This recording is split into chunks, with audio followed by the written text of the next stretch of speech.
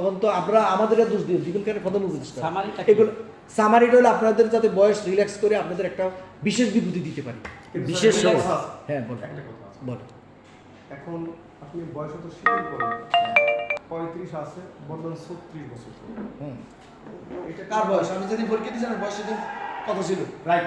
যদি আপনি ওই কথাই শুনেন যেটা কথা বলেন ওইটাই বলা হয়েছে। আপনি ওইটা বলেন হ্যাঁ। আমি 27 বছর 11 মাস 28 দিনে আমি স্যার পাস করেছি।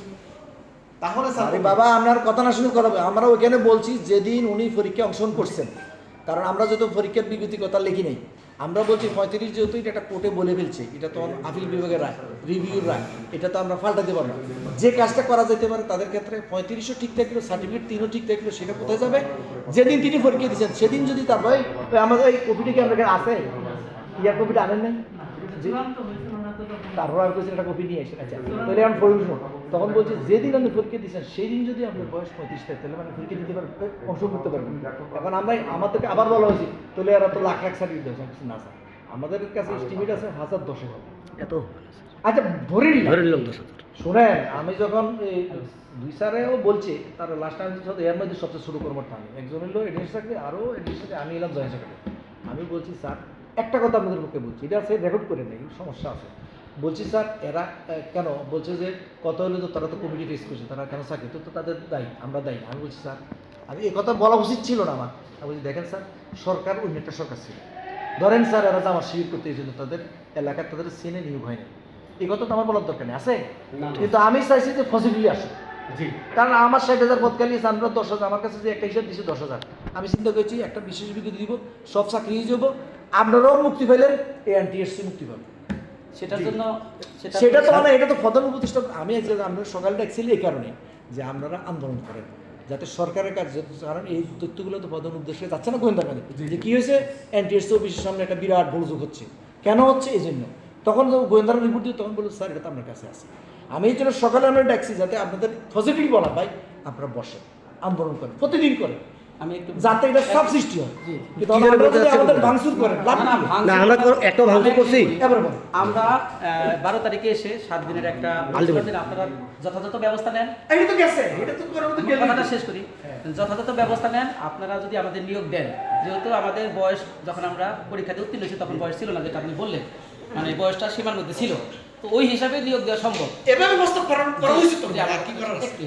আর তো তো কিছু নেই। যেহেতু আপনারা বলতেছেন যে না, আপনারা এই ব্যবস্থাটা নিয়েছেন, আর না অনুমোদন না হবে অনুমোদন আমার যতটুকু করা, এবং আমরা তো 2 জন লোক এদিন আমি মিনিস্ট্রি তো দেখছি যারা আমাদের এই লাইভ শো ঘুরতেছিল তারা দেখছে না যে সেটা সেখানে যদি নিয়ে 35 থাকেন, সেখানে 17-35 ছিল, 1 থেকে 12 লোক ছিল, 13-14 লোক ছিল। সেটা যদি নিয়ে থাকেন তাহলে সেটা কেন প্রকাশ করতেছেন না, পত্রিকার মাধ্যমে কেন দিচ্ছেন না এটা কারণ শোনেন এটা সরকারের একটা, আমি সরকারটা কিভাবে চলে বুঝতে হবে না, সরকারের একটা এই জন্য সামারি মানে এটা গোপন জিনিস, এটা রাষ্ট্রীয় ডকুমেন্ট না, এটা কখনো বাঁচানো হবে না।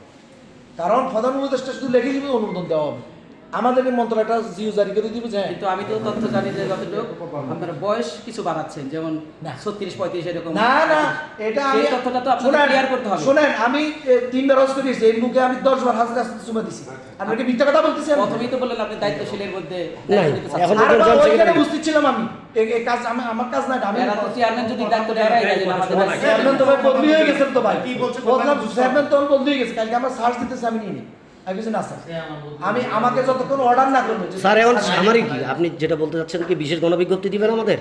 আমরা প্রস্তাব আচ্ছা এটা আপনি প্রস্তাব করছেন, এটা হলো, এবং এটার মধ্যে লেখা থাকবে যে আর পরে এটা আর অন্য কোনো ক্ষেত্রে ব্যবহার হবে না, কারণ আমরা এটা পরে আরেকজন আসে করবো আবার দেন, আমরা যারা আছে আমাদের সরাসরি নিয়োগ দেন। কেন হবে না? আচ্ছা কথা আমি বলি, কে আসবে? না না সরাসরি নিয়োগ দিলে কি 1 সমস্যা? থেকে 12 তো আর তো নাই। এই শুনেন দুর্ঘটনা বুঝছেন, জি বলেন। আপনাদের নীতিমালা যে 35 বছর যে নীতিমালা এটাকে আমি করি না, মাউসি করছি।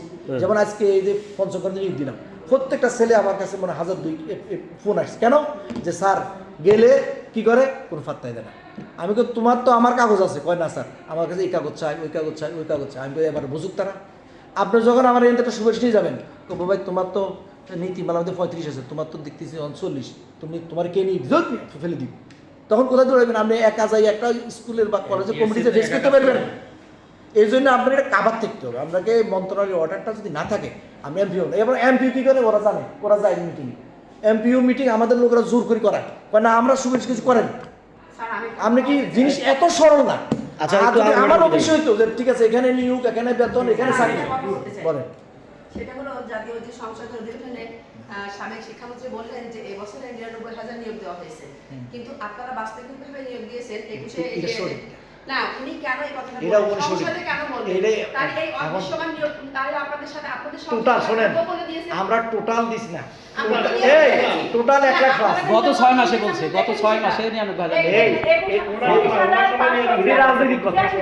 এই, উনি সংসদে কেন এই কথা বললেন? অনাহানি কি হলো? এটা তো কোনো কথা না। এটা আপনাদের যোগসূত্র আছে, আপনারা বাকি 70,000 আপনাদের গোপনে নিয়োগ দিয়েছেন। না না না, আপনি বাইক করেন। এই কথা ভিত্তি- আপনার এই বছর এই 22,000 ছাড়া যদি না, উনি কেন সংসদে বললেন? ওরে বাবা ওনার তোমার এই জন্য তো উনি দেশে নাই, দেশের একটা মন্ত্রী উনি এই কথা কেন ওর সংসদে ওর এই জন্য তো উনি দেশে না, নাই। আমাদের প্রধানমন্ত্রীর সামনে এই কথা উনি কোন ভিত্তিতে বললেন? ভাই এটা তো ভাই এটা তো আমার ভাই। ইনাদের কারণে কিন্তু আজকে আমাদের এই অবস্থা, আপনাদেরও এই অবস্থা, উনাদের কারণেই শুধু। হ্যালো, এই স্যার, এই যে একটা মিনিট বলি, সেটা হলো আপনি বললেন যে একটা বিশেষ গণবিজ্ঞপ্তি দেওয়ার ব্যবস্থা করবেন, এটা একবারে অ্যাপ্লাই হবে, এরপরে আরো যদি বাদ করার হবে না। হ্যাঁ, এই যে আমি চতুর্থতে আবেদন করেছিলাম, আমার 9টা কলেজ 11টা স্কুল ফাঁকা রয়েছে, আমি নিয়োগ পাই নাই। এই একইভাবে যদি আমি এটারও বাদ করি তখন আমি কি করি? তাহলে আপনি সিলেট 9টা দিলেন, মানে 20টা 40টা দিলেন। ছিল না? 40টা দিয়েছি, 9টা ফাঁকা রয়েছে এখনো। তো সেটা আমি ইন্ডিভিজুয়াল আবেদন করে আমরা যাচাই করে দিব। আমরা কেন করেছি, হইলো না? আমরা করেছি সেই মামলা আমাদের 30 দিনের বাবা, ব্যাপারে ওটা আমি একজনের জন্য বললে তো হবে না, এখন তো আমরা আমি সমষ্টি বলতেছি যে এই আমি তো আপনি গণবিজ্ঞপ্তি দিলে সবাই জন্য কথা বলেন, এখন আমি individual কথা বলছি। গণবিজ্ঞপ্তি দিলে সেখানে যদি আবার এইভাবে বাদ পড়ে যায় বা বাদ করেন এখন তাহলে সেখানে তার দিতে পারবেন না। যখন আমার মিনিস্ট্রিতে কথা বলছি, আমি আসলে আমি আর অথরিটি না, কিন্তু আজ যেহেতু আমরা ডাকিয়েছি জরুরি, কিন্তু আমি অথরিটি না। কিন্তু আমাদেরকে বলছে যে তাদের মধ্যে তো কেউ শুনে আছে, এরকম আছে। আমরা এখন বলছি যে অলরেডি সে সার্টিফিকেট নিয়ে সৌদি আরব চলে গেছে, গিয়ে 8-10 বছর চাকরি করছে, এখন একটু ফসফসা আনছে, দেশে থাকতে হবে, একটা চাকরি করা লাগবে, শিক্ষকতা করা লাগবে, এখন সে আবার নতুন করে আবেদন করবে। তাহলে এদেরকে তুমি শিক্ষক দিলে তো তোমার এই জাতি তো শেষ।